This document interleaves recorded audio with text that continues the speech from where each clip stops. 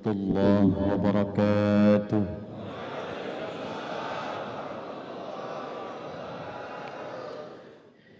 Yang saya muliakan dan terima kasih imam kita yang telah mengimami kita dalam salat subuh tadi dan membacakan Quran surah ke-89 Al-Fajr penuh sampai ayat 30. Juga di rakaat kedua disambungkan dengan Quran surah ke-93 Ad-Duha penuh dibacakan dan diakhiri kita dengan doa kunut baik untuk kita, keluarga, masyarakat, bangsa dan juga saudara-saudari kita di Palestina.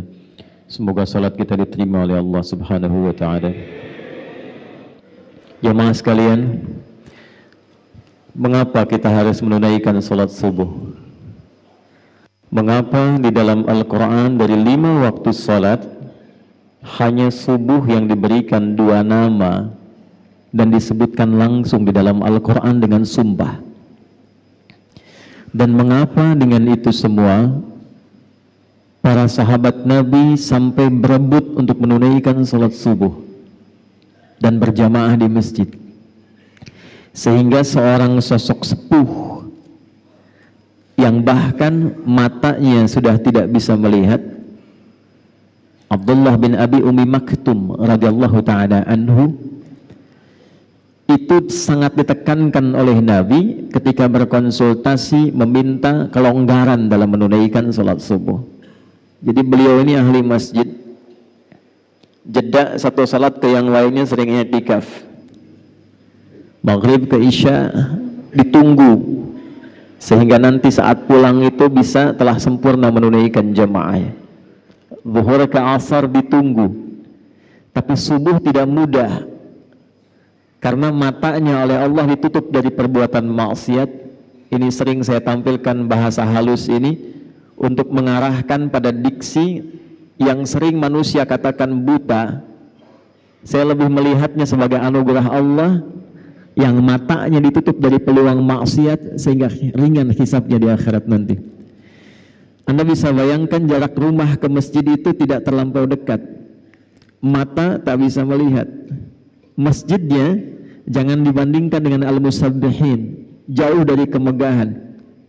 Tiang-tiangnya hanya pelepah kurma, atapnya itu daun-daun kurma yang kalau panas pasti kepanasan sampai ke dalam, kalau dingin pasti kedinginan. Kalau hujan pun itu basah. Karena di antara hadis tentang Lailatul Qadar dalam Sahih Muslim itu, di antara tandanya Nabi melihat dalam mimpi ketika sujud, bangkit dari sujud dan salam, itu terlihat bekas-bekas bagian tanah di keningnya. Konsultasi pada Nabi sallallahu alaihi wasallam, "Ya Rasulullah, aliya rukhsah atau kama qala, ya Rasulullah, boleh enggak saya diberikan toleransi untuk sholat subuh aja? Bisa nggak saya tunaikan di rumah? Kondisinya punya over, mata sulit melihat, pendamping tidak dimiliki, jarak ke masjid juga tidak terlampau ideal. Boleh nggak diberikan keringanan saya sholat di rumah?" Nabi tidak langsung membenarkan, tapi juga tidak melarang. Yang paling menarik adalah Nabi mengonfirmasikan dengan satu isyarat panggilan salat. Nabi menyampaikan au kama qala, atasma'ul adzan, engkau masih mendengar azan tidak? Maka beliau menjawab, bala ya Rasulullah, ya saya dengar. Dan ingat, azan itu panggilan konfirmasi iman yang langsung dibuka di Al-Quran itu dengan kata iman dan menggunakan adatul hasri, huruf pembatas innama. Quran surah ke-8 ayat kedua, innamal mu'minuna alladzina idza dzukirallahu wajilat qulubuhum. Orang beriman itu gampang kata Allah mengukurnya. Ciri pertamanya, kalau kita ingin mengetes dan melihat apakah kita masih punya iman, kata Allah, coba dengarkan ketika disebutkan nama Allah, diperdengarkan di telinga kita. Dalam bahasa Arab telinga itu disebut udhun, jamaknya disebut azan. Jadi azan itu bukan sekedar panggilan untuk sholat, tapi azan itu sekaligus diperdengarkan di telinga kita untuk mengonfirmasi apakah dalam perpindahan waktu setiap hari itu, lihat desainnya, setiap perpindahan waktu dalam sehari, subuh baru bangun tidur, pindah ke siang, pindah ke sore, menjelang malam, sampai menjelang tidur, diperdengarkan di telinga kita, apakah masih ada getaran iman tidak dalam jiwa kita? Maka ketika disebutkan nama Allah, idza dzukirallahu, kalau diperdengarkan disebutkan nama Allah, Allahu Akbar, Allahu Akbar, itu otomatis kalau imannya ada, getaran itu muncul. Dan itu beda. Tidak sama getarannya dengan getaran cinta misalnya. Beda dengan getaran ketika orang Medan di jalan lihat polisi razia tuh. Lain. Allahu Akbar, Allahu Akbar. Ya Allah, sudah azan. Nah, itu getaran iman.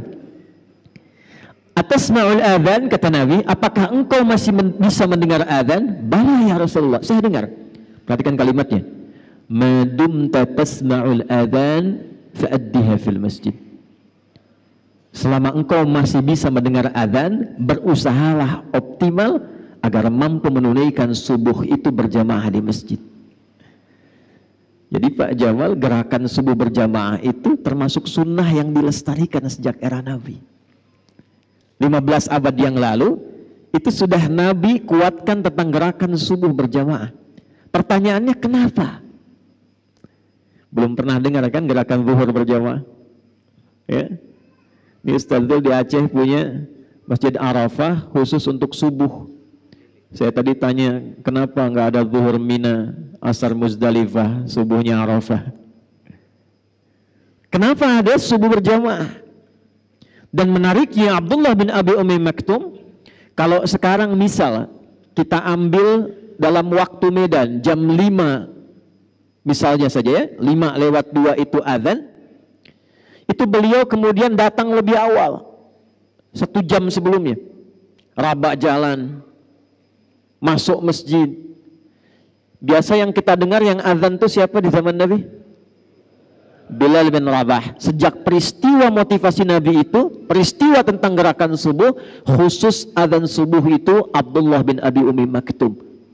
Sampai 2 kali azannya, ya, azan untuk motivasi supaya siap-siap ke masjid, itu Nabi meminta Abdullah bin Abi Umi Maktum sebelum tiba waktu subuh azan. Itulah sejarahnya kenapa azan subuh 2 kali. Dari Madinah sampai dengan ke Mekah sekarang. Saking pentingnya subuh, cuman subuh yang azan 2 kali. Plus Jumat kan, diantaranya. Tapi yang di era Nabi terjadi itu, di era Nabi itu subuh. Dari sejak itulah kemudian Abdullah bin Abi Umi Maktum azan sebelum subuh, sekitar 30 menit sebelum subuh. Setelah itu baru kemudian datang jamaah persiapan, barulah Bilal bin Rabah azan tepat di waktu subuh masuk. Pertanyaannya, mengapa subuh? Ada apa dalam subuh?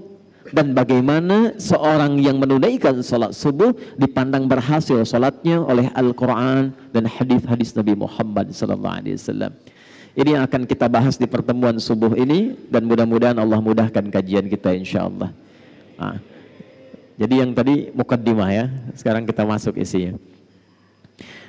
Bismillahirrahmanirrahim. Semua ibadah yang kita tunaikan, baik itu salat, zakat, puasa, umrah dan haji, di dalam Islam menariknya itu semuanya ada maknanya. Bukan bacaan biasa, bukan gerakan biasa, dan bukan nama biasa. Kita ambil langsung dalam salat. Ini bukan dari takbir sampai salam, sekedar gerakan, bacaan, salam, tutup, selesai. Salat itu tidak hanya sampai situ. Tapi ternyata dari semua gerakan dan bacaannya itu punya makna. Dan dengan makna inilah Nabi bimbing sahabat-sahabat utama sampai mereka jadi orang hebat di zamannya, di semua profesinya. Anda bisa bayangkan, dari sholat saja yang modal pakaian berbisnis itu bisa jadi orang paling kaya di zamannya. Yang saat kami riset secara serius, itu Abdurrahman bin Auf saja dikonversi ke masa kini, asetnya itu sampai 72.000 triliun dari sholat. Itu hanya mengamalkan makna berdiri. Amr bin As itu membawa rombongan dari Afrika Utara, jalan dari Mesir, Libya, Tunisia, Maroko, Aljazair sampai ke Syam di Syria. Itu semua tempat yang dilewati, tidak ada perang, tidak ada paksaan, masuk Islam, dan dahsyatnya bukan sekedar masuk Islam, tapi tempatnya maju dan berperadaban.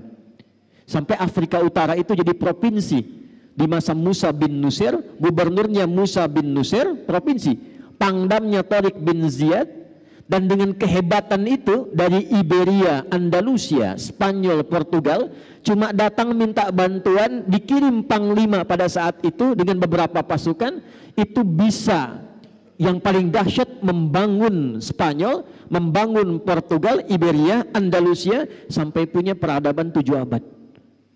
Itu dari sholat. Anda bisa bayangkan. Dan dahsyatnya, semua nama yang melekat pada sholat itu bukan nama biasa. Kenapa subuh namanya? Kenapa fajar? Kenapa siang bukan sholat nahar? Padahal siang bahasa Arabnya nahar. Kenapa sholat zuhur? Kenapa sore bukan sholat masa, tapi sholat asar? Kenapa maghrib bahkan isya? Isya itu kan sholatnya malam. Kenapa bukan sholat lail, tapi sholatul isya? Dari 5 ini kita ambil 1 saja karena kita ada di waktu subuh. Hari ini kita akan ungkap nama subuh dan fajar. Jemaah sekalian, salat subuh ini menjadi menarik karena 2 namanya, dan cuma satu-satunya dari semua salat yang 5 waktu disebutkan dengan 2 nama dalam Al-Quran, dan keduanya menggunakan sumpah. 1 fajar, yang imam tadi kita bacakan, wal fajr walayalin ashr. Perhatikan baik-baik, nanti ada rahasia dalam surah ini. Orang yang mampu memahami ayat ini, menunaikan salat di waktu fajarnya dengan semangat fajar, Allah akan muliakan hidupnya, Allah akan bebaskan dari kefakiran, diberkahi kalau punya jabatan, diberkahi kalau punya harta, dan ditutup hidupnya dengan husnul khatimah, ditampakkan surganya sebelum wafatnya. 2, di Quran surah ke-81 At-Takwir di ayat ke-18, was-subhi idza tanaffas. Orang yang mampu memahami ayat ini, Allah akan jadikan semua aktivitasnya tertata, terukur, ringan dan sukses saat dilakukan. Ini yang menyebabkan Nabi langsung komen tentang subuh. Dan ingat, kalau Nabi sudah komen, umatnya tinggal like and subscribe. Jangan komen lagi. Ya. Allahumma barik li ummati fi bukuriha. Ya Allah, jika ada umatku memiliki gerakan subuh, senang ke masjid, senang menunaikan jamaah fajar, mohon sempurnakan berkahnya untuk umatku itu. Itu langsung doa Nabi itu. Baik. Sehingga Nabi sebelum masuk waktu subuh, waktu fajar, diabadikan nanti dalam satu hadis yang diriwayatkan oleh sahabat junior, keluarga dekat beliau, ringkar A1 Ahlul Bait, Ibnu Abbas radhiyallahu taala anhuma. Didokumentasikan riwayat ini oleh Sunan Abu Daud dalam kitabnya Sunan Abu Daud nomor hadis 1367.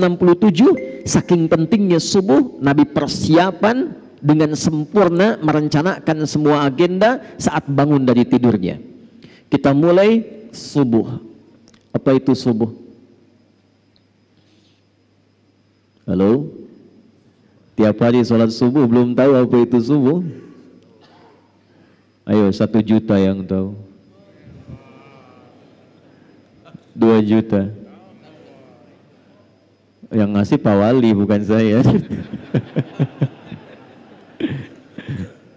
5 juta. Ini serius. Nah, udah waktu habis.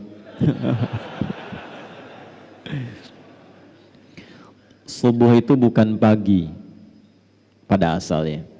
Subuh itu akarnya dari kata asbah, yang berarti sesuatu yang disiapkan dengan rapi, yang berarti rencana kegiatan yang dirapikan, yang berarti planning dari aktivitas yang disiapkan. Jadi kalau orang Arab itu bertanya begini, kaifa asbahta ya akhi? Bagaimana kabarmu di pagi ini, di subuh ini? Maksudnya bukan tanya kondisi tubuh. Kalau cuma tanya kabar, kaifa haluk, selesai. Tapi dia tanya, bagaimana kabarmu hari ini dan kegiatanmu di hari ini? Apa yang akan kau kerjakan di jam 8 nanti? Apa yang kau lakukan di jam 9 nanti? Sudahkah engkau punya kegiatan yang tertata di pagi ini? Itu asbah. Sifat dari itu, kalau kita siapkan menjadi agenda yang terukur, yang akan kita kerjakan di setiap hari yang kita lalui, maka sifatnya berubah menjadi subuh namanya.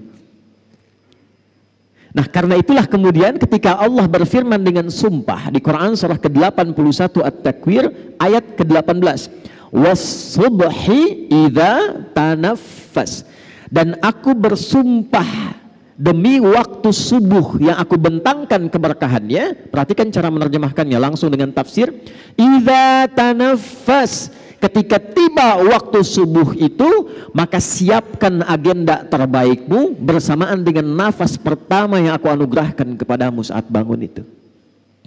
Sehingga semua alam itu sudah menyiapkan agenda terbaik untuk berbuat kebaikan. Silahkan cek.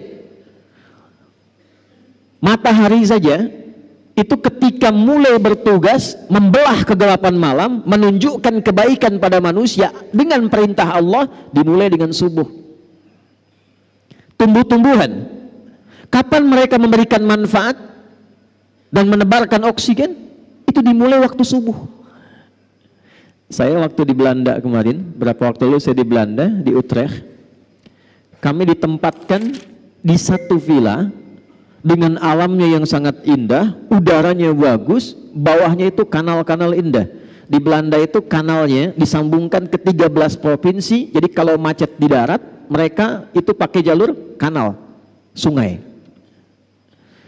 Pak, saya tes keluar sebelum subuh ke balkon hanya untuk mengecek udara. Belum segar, Pak. Lalu saya tunggu, begitu tiba waktu subuh, waktu Utrecht di Belanda, begitu tiba waktu itu berubah udaranya dari yang tadinya agak pengap padahal tumbuhan banyak karena masih karbon dioksida. Begitu tiba subuh, tiba-tiba berubah semua, segar, nyaman, indah. Was-subhi idza tanaffas. Anda bisa bayangkan, mohon maaf, begitu subuh tiba matahari sudah beramal saleh. Begitu subuh tiba tumbuhan sudah beramal saleh. Begitu tubuh tiba hewan sudah beramal saleh, ayam sudah berkokok, binatang sudah bertasbih. Mereka sudah punya giat, rencana kegiatan yang disiapkan, dan mereka tidak dihisab. Dikembalikan kepada umatnya Nabi Muhammad SAW.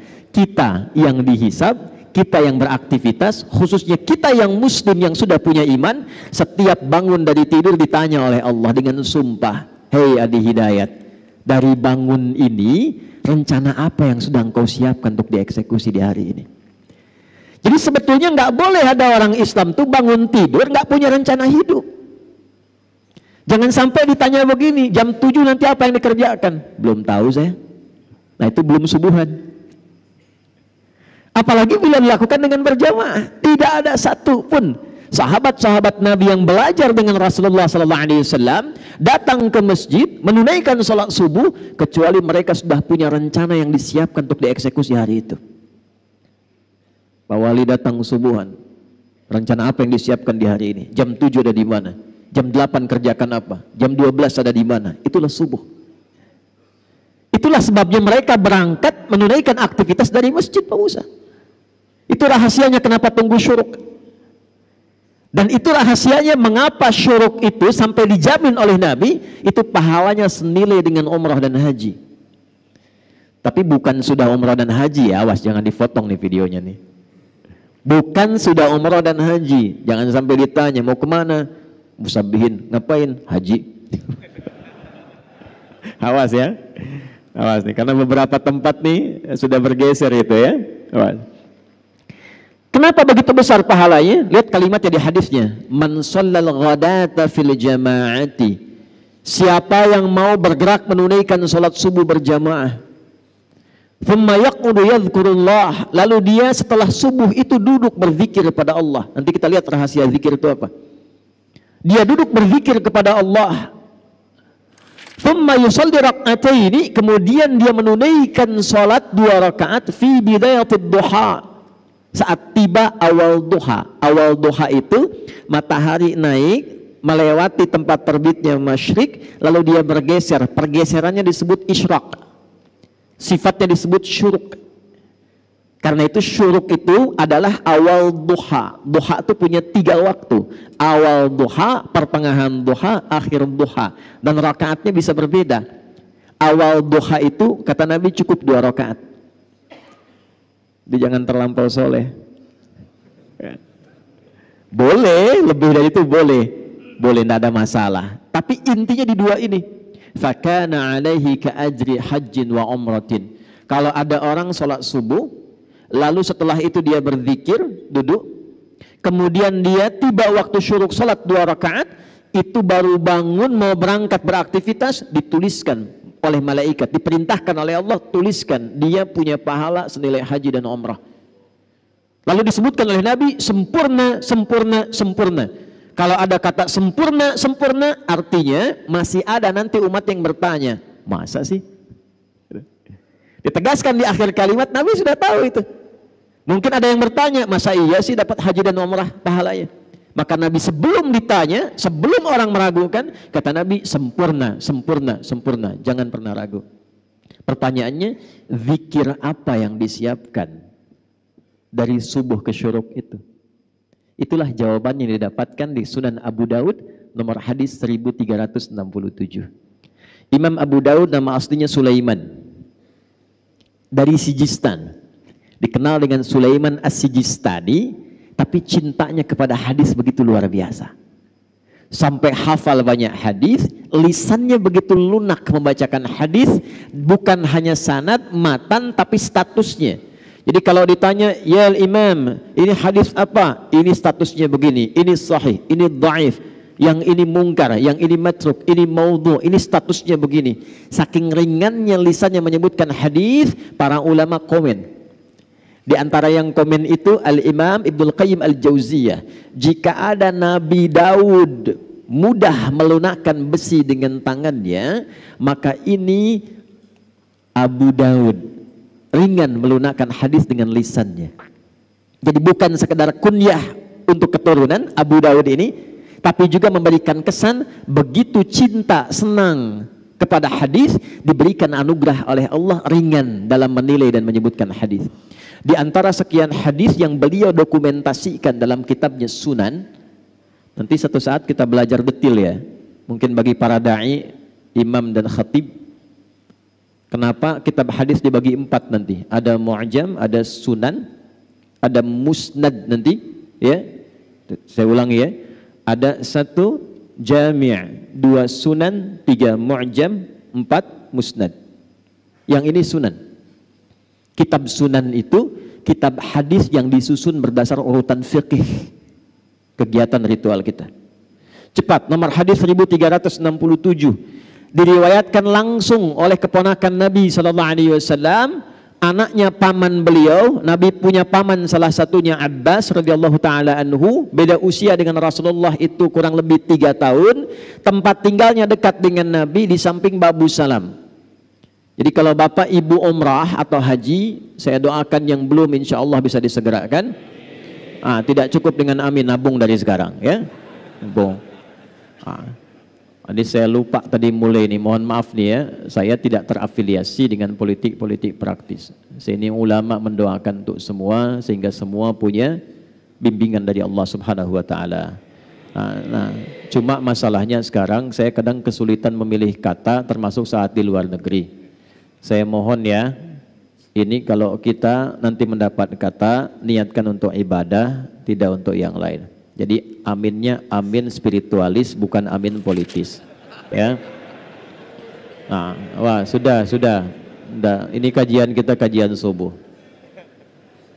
Sebab sekarang ini saya ke Kuwait kemarin, saya dapat cerita, Ustadz, ini eksesnya luar biasa. Orang tahiyat tadinya begini, sekarang jadi begini kan? Begini. Nggak boleh, jangan sampai terjadi itu. Ya. Satu tempat kita imami salat ghairil maghdubi alaihim waladdallin. Diam, diam. Diam, diam. Diam. Diam. Itu karena ada yang beda, nggak keluar suaranya.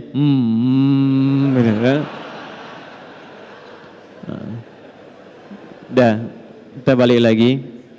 Saya ingatkan ya. Jadi kalau pilih kata atau apa ini nggak ada hubungan dengan politik yang lainnya. Posisi saya jelas. Saya mendoakan dan memberikan bimbingan. Ulama itu paku bagi bangsa. Supaya semua dapat hidayah. Kita nggak tahu siapa yang Allah pilihkan. Diam. Kalau enggak saya selesai. Ya saya serius. Karena ini masjid untuk ibadah. Niat kita kesini untuk ibadah bukan yang lain.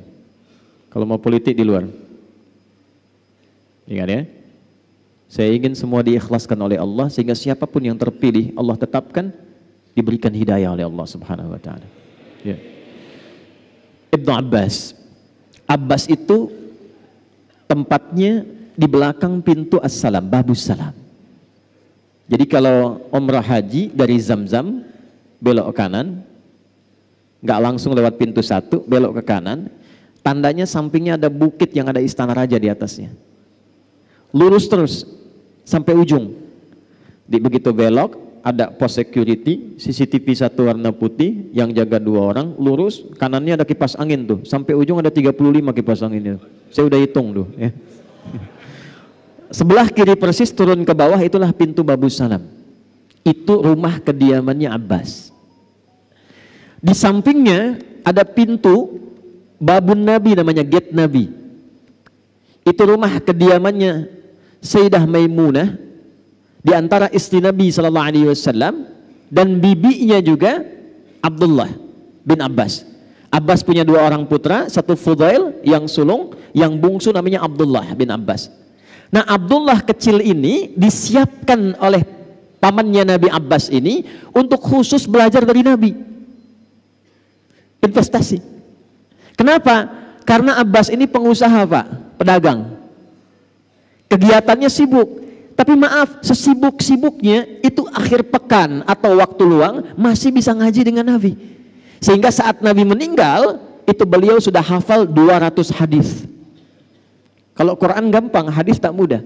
200 hadis. Tapi beliau berpikir, mesti ada yang dibanggakan di keluarga saya, karena nanti di akhirat, di antara satu anggota keluarga itu, ada yang diperintahkan oleh Allah untuk memberikan syafaat kepada orang tua dan keluarganya. Itu yang harus Anda siapkan. Jadi kalau bangga dunia biasa, masuk alam kubur almarhum. Tapi di akhirat nanti itu abadi sifatnya. Ada anak-anak tertentu yang disiapkan oleh orang tuanya, itu langsung menggandeng bapak ibunya, keluarga di belakangnya, dan diperkenankan oleh Allah, masuklah ke dalam surga lewat tamannya yang indah sampai naik ke tingkat tertinggi. Itu ada di Quran surah 13 Ar-Ra'd ayat 23 sampai 24. Jannatu adni yadkhulunaha wa man salaha min abaihim wa azwajihim wa dhurriyyatihim wal malaikatu yadkhuluna alaihim min kulli bab salamun alaikum bima sabartum fa ni'ma uqbaddar. Paham? Tidak. Jannatu adni yadkhulunaha, nanti di hari kiamat kata Allah, ada orang-orang yang aku mintakan cepat masuk surga. Jangan sibuk saat hisab, cepat masuk surga. Padahal suasana hisab itu begitu mencegangkan, sampai orang-orang itu berusaha minta syafaat, gelisah, gemuruh. Tapi ada satu keluarga besar yang kata Allah langsung masuk surga. Yang hebatnya, surga kan 8 pintu, 8 tingkatan.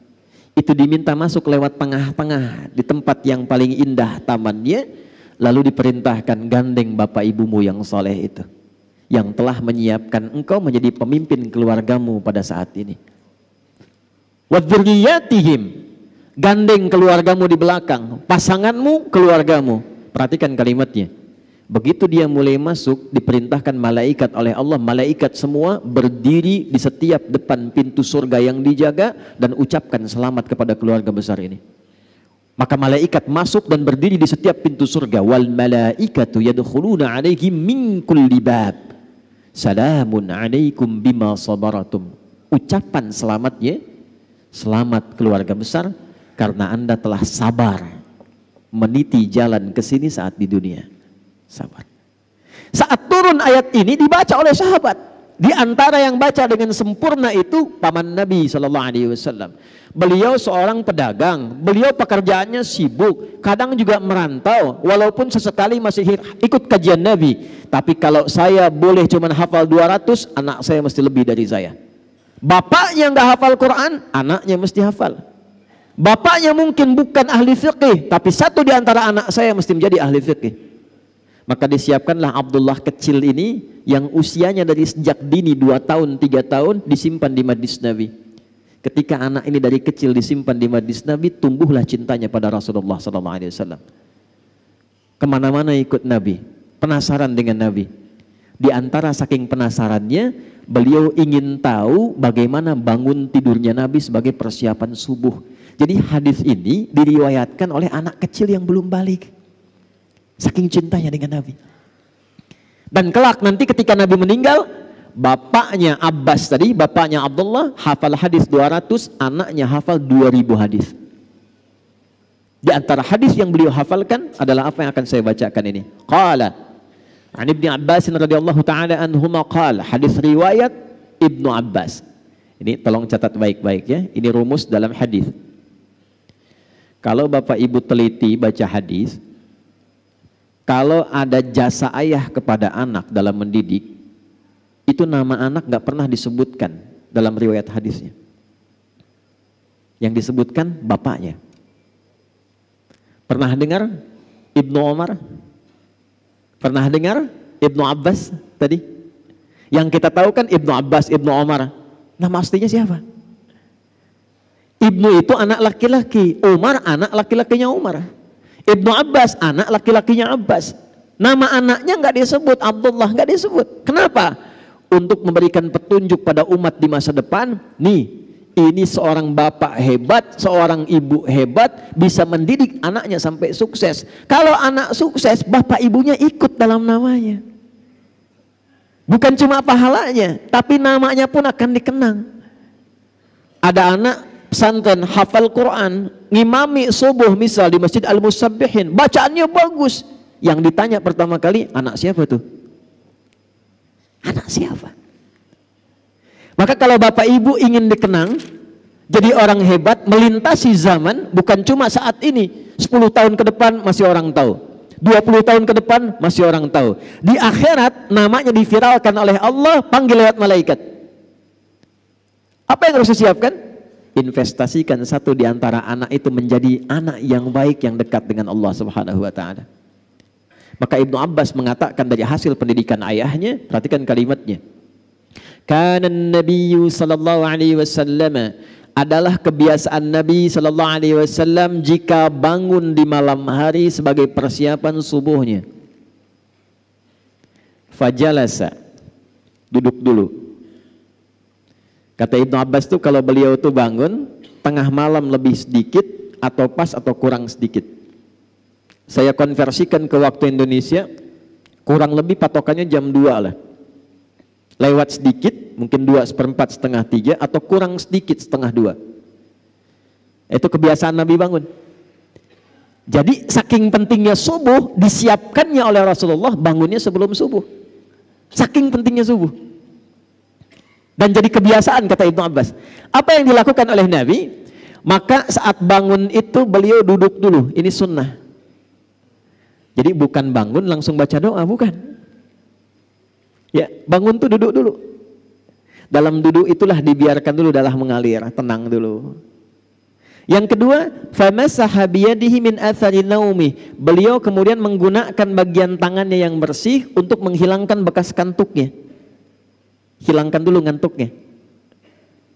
Ya, jadi bukan bangun tidur langsung baca doa, tidak. Doa itu bagusnya dibacakan dalam keadaan sadar dan khusyuk. Bangun jam 2, ngantuk masih ada. Alhamdulillah tadi. Ayana, sadar jam 6. Sadar dulu. Karena doa itu ketika dipanjatkan dalam keadaan sadar, diiringi dengan hati yang khusyuk, seketika jawaban muncul. Minimal ada getaran hati, ada ketenangan, konfirmasi dalam jiwa kita. Maka apa yang terjadi? Baru kemudian setelah sadar, hilang ngantuknya, ini yang pertama dilakukan. Kita kombinasikan dengan hadis Al-Bukhari dari dua orang sahabat, Mu'adz bin Jabal dan Jundub bin Junadah radhiyallahu ta'ala anhuma. Faqara'a, maka baru Nabi membaca doa. Perhatikan doanya. Alhamdulillahilladzi ahyana ba'dama amatana wa ilaihin. Pertanyaan saya, paham nggak maknanya apa doa itu? Ini sebetulnya komitmen awal kita menjalani hidup. Alhamdulillahilladzi ahyana. Ya Allah, terima kasih. Hamba memujimu dan bersyukur padamu yang telah memberi kesempatan hamba hidup di hari ini. Walaupun engkau bisa wafatkan hamba dalam tidur tadi, namun engkau perkenankan sesuai dengan ajal yang telah engkau tetapkan. Terima kasih ya Allah, diberikan kesempatan hidup lagi di hari ini. Alhamdulillahilladzi ahyana ba'dama amatana. Ini kuncinya. Wa ilaihin nusyur. Hamba berjanji ya Allah, hari ini akan mencari bekal terbaik dalam hidup supaya siap saat pulang. Jadi nusyur itu artinya menyebar untuk pulang. Kita saat mengatakan wa ilaihin nusyur, kita berkeyakinan selama ini beraktivitas, satu saat pasti pulang. Itu saat kembali kepada Allah. Pertanyaannya, apakah setiap yang pulang itu sudah menyiapkan bekal untuk pulangnya? Karena sifat pulang itu Pak, Bu, itu punya sifat senang. Ya, Bapak Ibu di Jakarta menjelang Lebaran, mau akhir Ramadan, pulang kampung senang tidak? Pulang ketemu keluarga senang tidak? Senang. Senang itu pulang kalau ada bekal. Saya tanya ada orang, kenapa tak pulang? Saya tak ada bekal Ustadz katanya. Tapi kalau dia sudah punya bekal, walaupun cuma pakai motor, motornya bebek, itu bekalnya jadi singa tuh. Belakang kasih pelepah pisang, tambah lagi kemudian bacaan, dus 1, dus 2, dus 3. Di belakang dekat knalpot dia tuliskan, aku pulang sayang. Dan di rumah dia kabari, ini miniatur kehidupan. Di rumah dia kabari, aku pulang nih, abang pulang katanya. Dan yang di rumah itu bisa menyiapkan bekal yang tadi telah disiapkan untuk datang, diganti dengan semua persiapan yang indah. Rumah dicat, kue-kue disiapkan, yang tidak ada jadi ada, dan cuma ada di Indonesia. Mohon maaf, itu kalengnya kaleng biskuit, isinya bisa rangginang. Saya tidak sebut nama supaya tidak endorse gitu ya. Nah itu miniasi dunia, makanya disebut Id. Id itu pulang. Innallaha la yukhliful mi'ad. Mi'ad itu waktu pulang. Tempat pulang disebut ma'ad. Innalladzi farada 'alaikal Qur'ana laradduka ila ma'ad. Hei engkau yang sibuk, hei yang punya jabatan, hei yang punya kekayaan, hei yang merasa pintar, hei yang ini, hei yang itu, silahkan kau kerjakan apapun dalam hidupmu, tapi engkau pasti pulang. Quran surah 39 ayat 30, innaka mayyitun wa innahum mayyitun. Muhammad, engkau akan pulang dan umatmu pun semua akan pulang. Nah, ini mayit nih. Saya juga mayit, calon meninggal. Ya, antum mayit nih, meninggal tuh. Meninggal. Waktunya bisa beda-beda, bisa antum duluan, saya belakangan bisa. Atau dibalik bisa terjadi, saya belakangan antum duluan bisa. Bisa. Ya, kan mungkin saja terjadi ya. Ya. Balik tuh. Apa yang Nabi siapkan supaya kita beraktivitas menjelang pulang? Itulah yang Nabi bacakan, faqara khawatim surah Ali Imran. Ini persiapan sebelum subuh. Di sini kita akan fokuskan bahasan kita. Maka Nabi menunjukkan, siapkan bekal dari 11 ayat terakhir surah Ali Imran. Itu kunci menjalani semua aktivitas hidup setiap hari. Saking pentingnya ayat ini dibacakan setiap hari oleh Nabi saat bangun tidur dan disiapkan untuk dieksekusi setelah keluar dari masjid sholat subuh. Inna fi khalqis samawati wal ardi wa ikhtilafil laili wan nahari la ayatil liulil albab. Fokus. Alladzina yadhkuruna Allaha qiyaman wa qu'udan wa ala junubihim. Masih ingat tadi setelah sholat subuh zikir menunggu syuruk kan? Dijawab di ayat ini, alladzina yadhkurunallaha qiyaman wa qu'udan wa 'ala junubihim wa yatafakkaruna fi khalqis samawati wal ard rabbana ma khalaqta hadza batila subhanaka faqina adzabannar. Belum selesai. Rabbana innaka man tudkhilin nar faqad akhzaita wa ma lidh-dhalimin min ansar. Belum selesai. Rabbana innana sami'na munadiyan yunadi lil imani an aminu bi rabbikum fa'amanna. Rabbana faghfir lana dhunubana wa kaffir 'anna sayyi'atina wa tawaffana ma'al abrar. Rabbana wa atina ma wa'adtana 'ala rusulika wa la tukhzina yaumal qiyamah innaka la tukhliful mi'ad. Sampai sini saja, sampai pulang. Ini saking pentingnya kita bacakan 17 kali dalam sehari. Di setiap waktu sholat fardu. Jadi gambaran kurikulum hidup ini yang kita kerjakan setiap hari, kita minta sama Allah dijaga istiqamah 17 kali dalam sehari. Anda bayangkan. 1. Inna fi khalqis samawati wal ardi wa ikhtilafil laili wan nahari la ayatil liulil albab. Saya cepat terjemahkan langsung dengan tafsir. Orang cerdas itu, orang pintar itu, orang yang paham esensi sesuatu, dia tidak akan hanya menikmati hidup, menatap langit dan menjalani kehidupan di bumi saja. Lihat langit indah, jalan-jalan, nikmati aktivitas di bumi, tidak. Orang cerdas, orang pintar yang tahu inti kehidupan itu. Inti sesuatu itu disebut lub namanya. Tahu kelapa? Ini Pak Wali itu, Pak Ijek, Pak Bobi. Kemarin saya makan satu tempat di sini ada kelapa, tapi kelapanya Thailand. Kenapa nggak ada kelapa Medan? Ya, saya makan di Medan, kelapanya kelapa dari Thailand. Nanti ada hadis Nabi di ujung saya ingatkan tentang kondisi masa depan yang perkembangan teknologi semakin cepat. Supaya nggak lompat-lompat saya urutkan dulu. Kelapa itu ada kulitnya nggak luarnya? Serabut ya. Setelah ketemu serabut, ketemu apa? Batok kelapa. Setelah ketemu batok, ketemu apa? Ada dagingnya ya.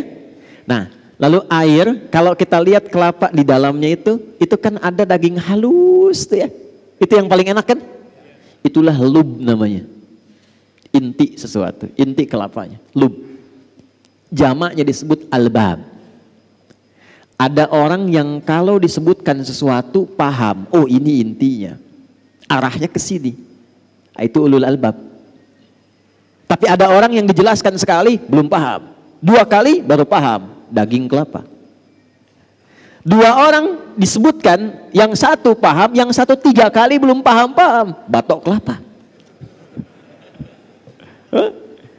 Disebutkan sesuatu diarahkan, berjam-jam diberi arahan, nggak mau paham. Serabut tuh namanya.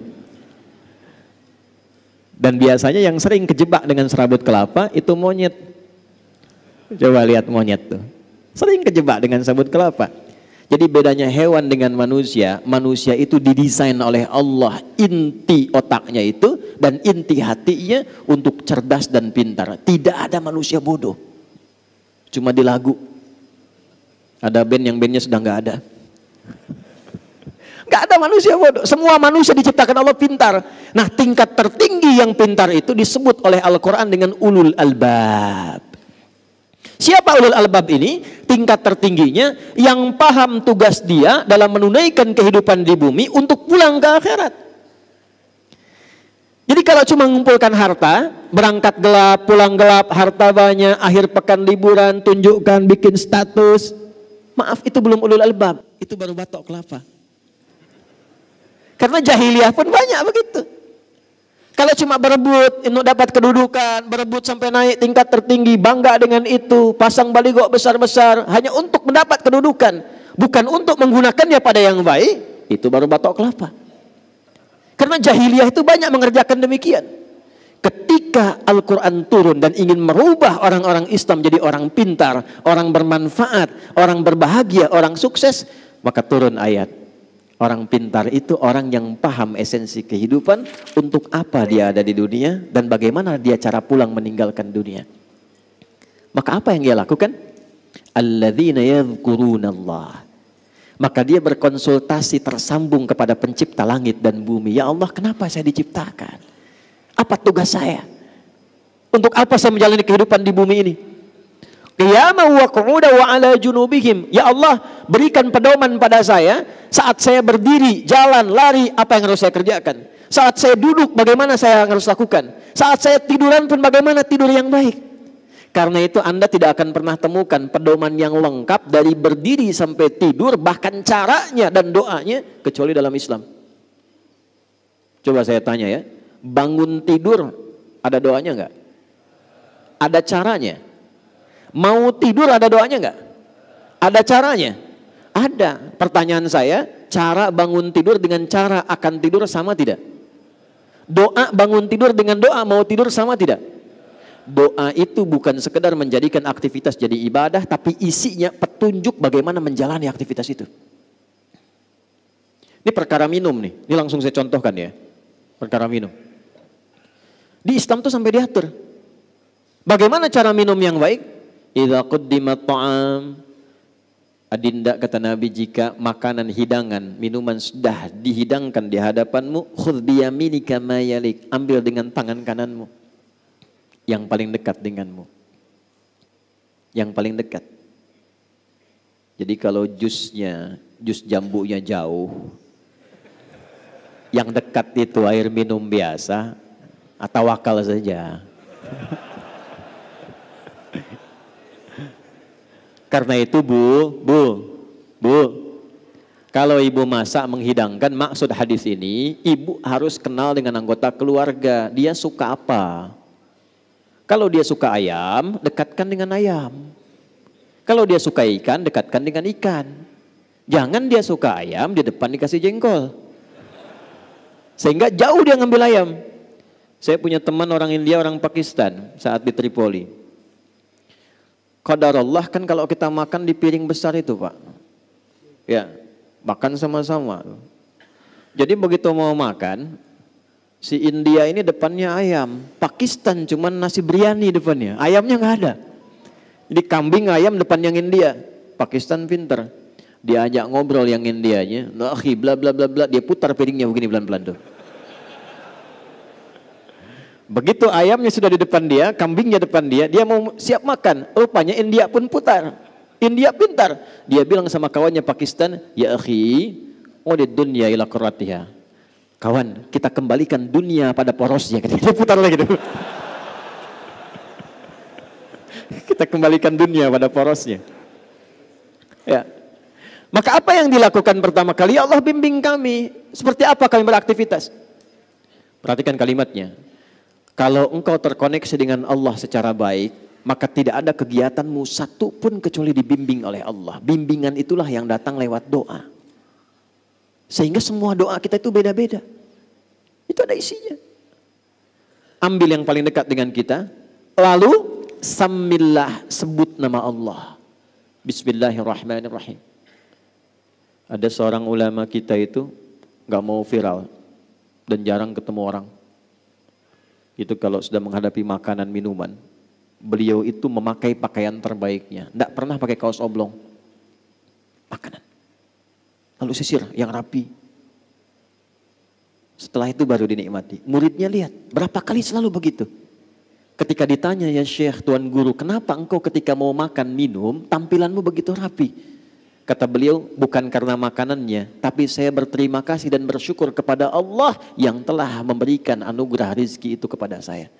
Jadi saat saya makan, saya merasa Allah mengawasi saya bersyukur dengan semua itu. Sebut nama Allah, Bismillahirrahmanirrahim. Di semua aspek. Nah, sebelum kita mengeksekusi itu, wa yatafakkaruna fi khalqis samawati wal ard. Siapkan tafakkur. Apa itu tafakkur? Tafakkur itu merencanakan dengan pikiran kita, menyiapkan agenda yang terstruktur, dibimbing oleh akal kita. Mau dikerjakan apa? Berdiri, duduk, dan tiduran di hari itu. Susun agenda. Mau bangun jam berapa? Pagi ada di mana? Siang mengerjakan apa? Malam mau istirahat jam berapa? Orang pintar itu dia susun agendanya, bagaimana saat ia kerjakan ini tersusun dengan rapi, lalu kemudian dia niatkan pekerjaan itu untuk mencari bekal pulang. Itulah ulul albab. Ya, ada pedagang pengusaha di sini. Saya mau tanya, Anda usaha itu untuk apa? Hah? Dapat harta. Bagus, memang betul begitu. Nggak usah takut ya. Kalau sudah dapat harta mau apa? Kaya, umroh. Boleh, nggak apa-apa. Lihat baik-baik nih, lihat baik-baik. Kalau cuma kita mencari harta untuk kebutuhan dunia, itu umum, sah-sah saja. Dan di Quran ada ayatnya, Al-Baqarah ayat 200. Wa minan nasi may yaqulu rabbana atina fid dunya.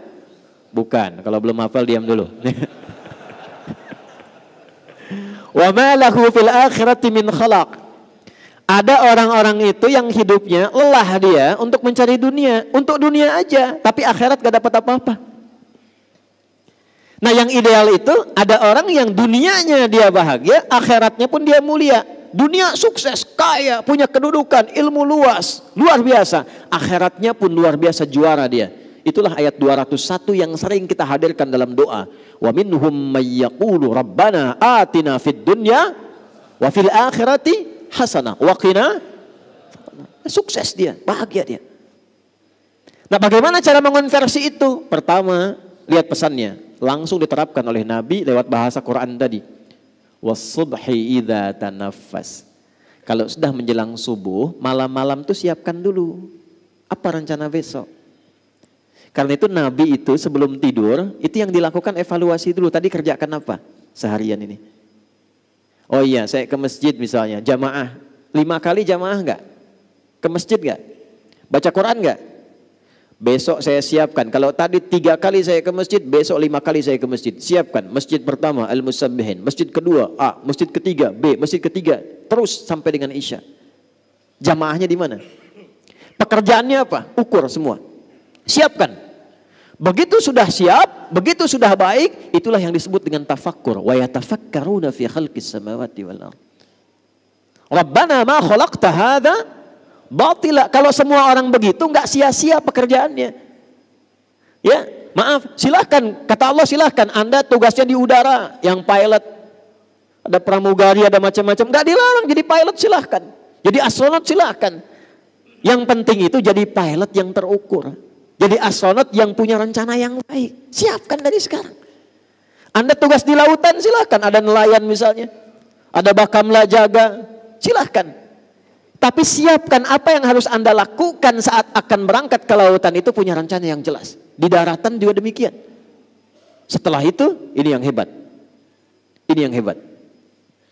Iringi semua kegiatan itu dengan persiapan sampai akhirat. Satu, kata Allah, jangan sampai engkau berbuat maksiat dan kerusakan dalam pekerjaanmu, karena neraka itu lebih keras ancamannya dibandingkan dengan keadaan dunia. Rabbana innaka man tudkhilin nara faqad akhzaita. Susun rencana yang baik, niatkan ikhlas untuk kemanfaatan. Jangan sampai terancam dengan neraka. Apa diantaranya? Maaf, 2 sumbernya. Neraka itu cuma 2 sumbernya. 1 fahsya, 2 mungkar. Fahsya, keburukan yang diingkari oleh hati, sumbernya syahwat farj. Zina, selingkuh, LGBT, pornografi, porno aksi, kata-kata jorok, kotor, itu fahsya. Mungkar, keburukan yang diingkari oleh hati, sumbernya nafsu perut dan akal. Maaf, korupsi, saling berselisih, bikin hoax, saling mencela, saling menjatuhkan, merampok, membunuh, itu mungkar. Saya mau tanya pada Bapak Ibu sekalian, amalan apa yang oleh Allah disiapkan untuk membuat seseorang terjauh dari fahsya dan mungkar? Cuma sholat. Ada di Quran surah 29 ayat 45. Innas sholata tanha anil fahsya wal. Jadi standar sholat itu bisa merubah seorang jadi baik. Standar sholat yang paling pokok. Jadi kalau orang sholat pasti baik. Nah, karena sholat itu otomatis kalau orang sudah sholat pasti jadi baik. Sholat itu sifatnya taat, lawan taat maksiat. Tak ada orang sholat itu bermaksiat, tak ada. Ya, orang jahiliyah itu dirubah menjadi khairul ummah itu dengan sholat. Itu standar, artinya standar biasa. Subuh itu standarnya lewat dari situ, melebihi standar. Kalau orang sholat subuh bukan cuman baik, tidak cukup jadi orang baik, Kalau ingin merubah sesuatu berkemajuan, jadi hebat, mencerahkan, jadi maju, jadi sukses, harus punya rencana. Pengusaha apa rencananya? Strateginya apa? Kegiatannya apa? Buat rencana. Dari subuh itu punya rencana kehidupan. Kalau tugas untuk pribadi, untuk keluarga, anak saya nanti mau bagaimana ke depan? Siapa yang jadi ahli Quran? Siapa yang jadi ahli fisika? Siapa yang jadi dokter? Siapa yang jadi ahli fikih? Dengan istri kompak, nah itulah yang disebut ulul albab. Kalau amanahnya lebih luas, RT, RW misalnya, sampai ke lurah, camat, sampai ke wali kota, sampai ke gubernur, sampai ke atas lagi, maka disiapkan rencananya dengan sifat-sifat tugas kerjanya. Di Sumatera Utara ini bukan cuma bicara siapa yang kemudian naik jadi pemimpin, tapi apa yang akan dilakukan setelah kemudian Allah berikan amanah itu. Mitigasikan. 33 kabupaten ini kekurangannya apa? Masuk hadis Nabi. Perhatikan. Sayati alaikum zamanun aw kama qala, akan datang satu masa nanti. Ditandai dengan taqarubuz zaman, waktunya begitu cepat berlalu. 1 tahun kayak sebulan, sebulan kayak sepekan, sepekan kayak sehari, sehari saya sekilatan. Pada saat itu terjadi, taqarubul aswaq, pasar mudah diakses. Dulu ibu ke pasar tuh pakai angkot, Bu. Turun belanja. Sekarang klik di handphone, barangnya datang. Jadi benar yang Nabi sampaikan terjadi. Pasar mudah diakses. Tapi saat yang bersamaan, yantashirul kadzib, manipulasinya banyak. Benar kayak salah, salah kayak benar. Orang mulai tipu-tipu. Dan tipu-tipunya karena ada perkembangan teknologi, pindah dari offline jadi online. Sekarang banyak tertipu dalam online. Dulu judi itu offline, sekarang judi online. Sampai Zeus bingung ikutan judi itu. Saya bingung kalau di jalan tuh, lihat ini ke Banten, lihat Spiderman minta-minta. Transformer sudah di jalanan sekarang minta sumbangan. Di Medan masih manusia silver ya, di Banten tuh Spiderman turun ke bawah minta sumbangan. Zeus ikutan judi kan. Memang dunia ini sudah kacau sekarang. Tantasyirul fitan. Ya, fitnahnya makin banyak. Jadi kalau kena fitnah biasa saja. Memang kata Nabi fitnahnya makin banyak, berarti Nabinya benar. Syukur itu. Cuman yang mesti dilakukan apa? Sambut hadis Nabi itu. Ketika dipertemukan seperti ini, jangan diam. Tidak ada sholat subuh di zaman Nabi, kecuali semua jamaah saling kenal satu dengan yang lainnya. Sehingga yang sakit tidak bisa ke rumah sakit ketemu dokter. Al-Musabbihin bikin satu gerai. Dokter-dokter ada database-nya. Yang sakit datang konsultasi, tak perlu ke rumah sakit, dapat obat generik. Yang lapar datang, pulang-pulang kenyang. Oh, ini ada sarapan tidak nih subuh ini? Cuma tanya, Pak, cuma tanya. Yang haus datang, pulang. Yang tidak punya pekerjaan, ada database. Wah, ini yang punya usaha, konsultasi. Selesai. Itulah subuh. Karena itu sifatnya gerakan. Gerakan itu bergerak, beraktivitas. Jadi kalau cuma datang, sholat, pulang, nah itu belum sempurna nilai-nilai value yang melekat pada subuhnya. Sholatnya sah, dapat pahala, cuman sampai pahala saja. Keberkahan subuhnya nggak dapat dengan sempurna. Kesuksesan mungkin, kebahagiaan belum tentu. Jadi ada sukses saja, ada bahagia saja, ada sukses dan bahagia.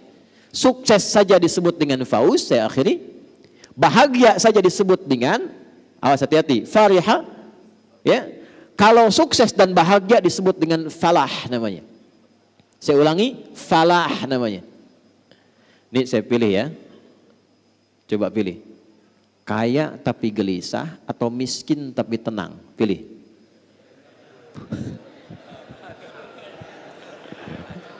Kaya tapi, nah, ya sudahlah, terlihat mukanya begitu. Nah, kaya dan tenang itu namanya falah. Falah. Orangnya disebut muflih. Jamaknya disebut muflihun. Allah bersumpah langsung di Quran surah 23 ayat 1 dan 2. Qad aflahal mu'minun. Orang beriman itu pasti sukses dan bahagia. Apa amalan yang mengantarkan pada sukses dan bahagia itu? Ayat 2. Alladzina hum fi salatihim khashi'un. Kalau salatnya khusyuk, maka supaya khusyuk dipanggillah dia dengan kata falah dalam salat. Saat azan itu berkumandang, Anda tanya, kenapa saya mesti salat? Dijawab langsung oleh suara muadzin, hayya 'alas shalah. Kenapa saya mesti salat ya Allah? Jawab, hayya 'alal falah, supaya engkau sukses dan bahagia. Jadi sebetulnya motivasi sholat itu bukan hanya menjadikan kita dapat pahala, supaya kita hidupnya sukses dan bahagia. Kalau kesuksesan itu diraih, kebahagiaan didapat karena kita ingat Allah, berpijak pada Allah, maka sadarlah kita akan keagungan Allah. Itulah yang menjadikan setelah hayya 'alal falah, ingat Allah lagi. Allahu Akbar, Allahu Akbar, la ilaha illallah. Tapi tidak semua orang yang sholat mendapatkan kesuksesan kebahagiaan. Mengapa? Karena dia tidak mengambil hikmah dan pelajaran dari semua pedoman-pedoman terkait sholat itu. Anda kalau cuma datang ke masjid, sholat 2 rakaat dan pulang, tidak dapat hikmahnya. Tapi ketika Anda sebelum datang uraikan kegiatan hari ini. Saya mahasiswa di USU, mesti IPK-nya 4. Saat bersamaan saya menghafal Quran. Ya. Nah, saya tutup, saya akhiri. Siapkan rencana. Apa sifat kegiatan kita? Sebelum dieksekusi, datanglah kepada Allah untuk minta taufik dan petunjuk serta kemudahan. Datangnya kita ke masjid untuk sholat itu bukan sekedar sholat, minta sama Allah, ya Allah saya punya agenda nih. Ya Allah saya punya kegiatan, fa idza faraghta fansab wa ila rabbika. Nah, wa ila rabbika farghab itu datangnya lewat sholat. Makanya kenapa sholat pertama disebut dengan fajar? Karena ada pancaran dalam tubuh kita merespon panggilan Allah. Allahu Akbar, Allahu Akbar. Sudah subuh nih, siap ya Allah saya datang. Datang dengan agenda, sujud kita minta ya Allah mudahkan urusan saya. Lindungi pekerjaan saya. Berkahi hidup saya. Sayangi keluarga saya. Urutkan. Itu yang dimaksudkan. Itulah kemudian Allah bersumpah di surah Al-Fajr. Wal fajr, walayalin, wasyaf'i wal. Tiap tahun mesti begitu sampai ketemu puncak tahun. Sehari ke-10 di bulan Idul Adha. Nah, qasam di Quran surah 89 sumpahnya itu wal fajri, di situ kata para ulama tentang keutamaan fajar saat Idul Adha. Tapi maksudnya berlatih setiap tahun supaya setiap pagi itu begitu aktivitasnya setiap tahun sampai ketemu Idul Adha, sampai ketemu Idul Adha. Kalau bisa dikerjakan, saya tutup. Tidak ada satupun orang yang dapat rezeki kecuali puas. Ketika dapat dia berbagi. Punya kedudukan dia manfaat. Lalu Allah siapkan di akhir kehidupannya cara pulang yang baik. Ya ayyatuhan nafsul mutmainnah. Karena dia punya agenda, dia punya arah, hidupnya tenang, maka meninggalnya pun dalam keadaan tenang. Hei jiwa yang sudah tenang, siap-siap pulang. Irji'i ila rabbika radiyatan. Siap pulang, aku sudah ridha dengan amalmu, engkau pun akan ridha dengan pemberianku. Sudah siap pulang? Oh, belum ya. Baik. Ada satu penjaga masjid di Pasar Rebo di Jakarta, tapi di daerah, bukan di kotanya. Tugasnya marbot masjid aja. Tapi dia tahu fikih marbot, belajar dari Bilal. Dinikmati kerjanya, Pak. Nanti ada belajar ya, ada belajar. Saya entah mengapa beliau ini saking ikhlasnya datang orang Qatar.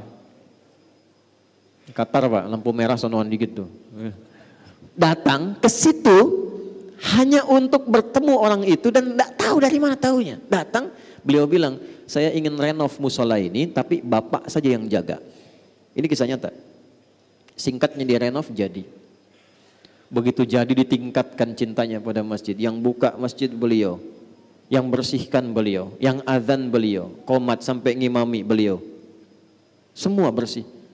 Satu kali hari Kamis puasa, nunggu buka ba'da asar. Sudah rapikan masjid untuk orang sholat, tiduran dekat karpet. Karena punya kurikulum, punya persiapan amal, punya strategi beramal, beliau sudah paham, ini cuma sementara. Saat pulang itu nggak akan disebut ini marbot, ini penjabat, ini rakyat, ini ustaz. Yang penting saya siapkan bekal pulang. Itu cuma tidur-tiduran Pak. Tiduran di tempat yang dirawat, di tempat yang diberkahi itu cuma merem-melek. Ya ayyatuhan nafsul mutmainnah. Meninggal beliau di tempat yang beliau abdikan, di tempat beliau ibadah, dalam keadaan yang tenang, sukses beramal. Cara pulangnya, meninggal cuma merem-melek, meninggal. Maaf ya, hati-hati pojok tuh sudah ada yang merem-melek tuh.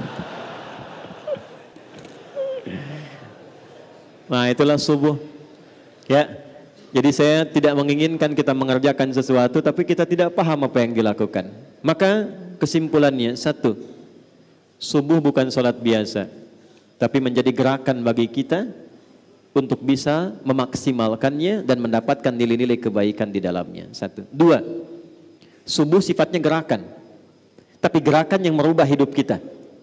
Makanya baca lagi surat Al-Fajr tadi, maaf ya, yang tadinya buruk perilaku, yang gak suka berbagi, yang jelek sifatnya, yang suka bertindak yang kotor dengan lingkungannya, itu ketika datang subuh berubah dia. Yang cari-cari harta sibuk sekarang berubah bagaimana bisa mengolah hartanya dengan baik. Ini datang subuh, jangan lihat banyaknya, tapi dari yang banyak ini saat pulang, siapa yang bisa menanamkan pada dirinya untuk berubah menjadi pribadi yang lebih baik. Dua.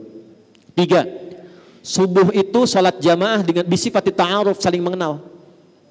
Kalau bisa digerakkan, wali kota di level gubernur naikkan. Subuh itu untuk yang muslim kenalkan, jangan cuma datang, bikin program kenalan. Kalau bisa bikin database nih, ya Pak Jamal, masjid ini punya database minimal dari warga sekitarannya, kenalkan. Nanti wali kota, gubernur, macam-macam kunjungan, kenalan. Itu kalau sudah begitu, nggak ada masalah-masalah yang didapatkan di masyarakat kecuali tuntas karena kenal langsung di lapangan. Nah, itulah ilmu belusukan Nabi yang ditiru oleh Umar pada masa itu. Sehingga ketika Umar jadi khalifah, jadi pemimpin, itu sudah biasa dengan belusukan dan tidak bawa kamera. Ya, karena masa itu belum ada. Masa itu belum ada. Kalau ada ya dipakai juga untuk dokumentasi dan nyampaikan ke masyarakat bahwa ini program kita. Ya, bukan untuk bikin status. Jamaah juga begitu tuh, foto-foto macam-macam, ya. Nah, niat innamal a'malu bin. Nah, yang terakhir ini yang paling penting, subuh membuat kita semakin bersaudara. Semakin mencintai, menyayangi. Saya tutup, Nabi tidak pernah melihat dalam subuh kecuali sebelum sholat beliau tengok siapa di saf mana jamaah-jamaah itu. Sampai Nabi tahu siapa yang ada di posisinya. Saya akhirnya dengan singkat, seorang jamaah di sayap kanan, hilang di era Nabi. Nabi tanya, mana si fulan? Belum ketahuan ya Rasulullah, tunggu. Sampai dekat ke akhir habis sholat subuh. Ini kisah nyata. Karena waktunya mau habis, diputuskan sudah kita mulai sholat. Sholat. Begitu selesai sholat gak ada, kita tengok ke rumahnya. Datang disusuri, ternyata ya Allah ya Rabbi, ketemu rumahnya agak jauh, yang tersisa hanya istrinya. Ditanya, aina zaujuk, kemana suamimu? Ya Rasulullah, dia telah kembali kepada Allah, meninggal. Itu sampai dicari, ditemukan sudah meninggal. Nabi cari. Nabi bilang gini, ada yang aneh enggak sebelum meninggal? Tidak ya Rasulullah, cuma dia bilang begini, ya Allah kenapa kau enggak makin jauh? Ya Allah kenapa bukan yang baru saja? Itu aja yang saya bingung ya Rasulullah. Kata Nabi, bukan. Dia itu sebelum meninggal ditampakkanlah pahala sholatnya yang sering dia lakukan ke masjid itu. Dalam subuh khususnya. Ditampakkan. Jadi bukan berarti kita sia-sia. Nanti sebelum meninggal kebiasaan kita ditampakkan. Kalau yang rajin tuh amal soleh ditampakkan amalnya. Sehingga itu yang membuat kita tenang. Lalu dia melihat ternyata jalannya itu dihitung. Banyak pahalanya. Dia berkata, ya Allah kenapa nggak makin jauh lagi aja masjidnya. Sehingga makin banyak pahalanya. Satu waktu di musim dingin dia keluar pakai baju double di jalan yang kedinginan saat akan berangkat ke masjid. Dia copotlah baju yang luar, dia pakai yang dalam tuh yang baru, yang luar yang lama. Begitu diberikan keluar pahala ditampakkan sebelum wafat. Dia berkata, ya Allah kenapa yang enggak baru saja yang saya berikan, kenapa harus yang lama? Karena pahalanya berbeda. Salat. Itulah janji Allah, ya ayat Tuhan nafsul. Dan tempatnya ayat itu di surah Al-Fajr. Tempatnya di surah Al-Fajr. Itu yang harus jadi motivasi untuk kita. Tetangga yang belum ke masjid, datangi silaturahim. Apa hukumnya? Tetangga dekat masjid, jarak bahkan nempel rumahnya ke masjid, tapi nggak mau ke masjid. Apa hukumnya? Oh, bakar. Oh iya, hati-hati tuh. Hey. Aduh, main bakar aja tuh. Belajar, jangan baca terjemahan. Hukum tetangga muslim yang belum berkenan ke masjid tapi rumahnya dekat dengan masjid, hukumnya ajak dia ke masjid. Doakan. Ajak dia ke masjid. Kita pernah ada komplek bagus seperti ini Pak masjidnya, kompleknya mewah, muslimnya banyak, yang ke masjid satu saf saja tidak penuh. 6-10 orang, satu saf itu bisa 20-30. Duduk saya lihat, saya tanya, kenapa begini? Kita atur strategi, ini kisah saja. Nanti DKM punya database, kunjungi tetangga. Datang ya, hari libur saja Sabtu misalnya atau Ahad begini, bawa buah. Siapkan sebelumnya, pulang subuh bawa buah. Assalamualaikum, Waalaikumsalam. Pak Haji katanya, ada apa nih? Oh enggak, kami dari masjid tadi, tak lihat Bapak, kami kira sakit, kami datang bawa buah. Itu zuhur, nggak ditanya langsung ke masjid. Sekarang penuh. Sekarang penuh. Ya, demikian yang bisa saya sampaikan. Mudah-mudahan Allah berkahi kita semua. Allah sayangi kita semua dalam kebaikan. Saya kira kita akhiri dengan doa. Mudah-mudahan doa kita didengar oleh Allah Subhanahu wa taala.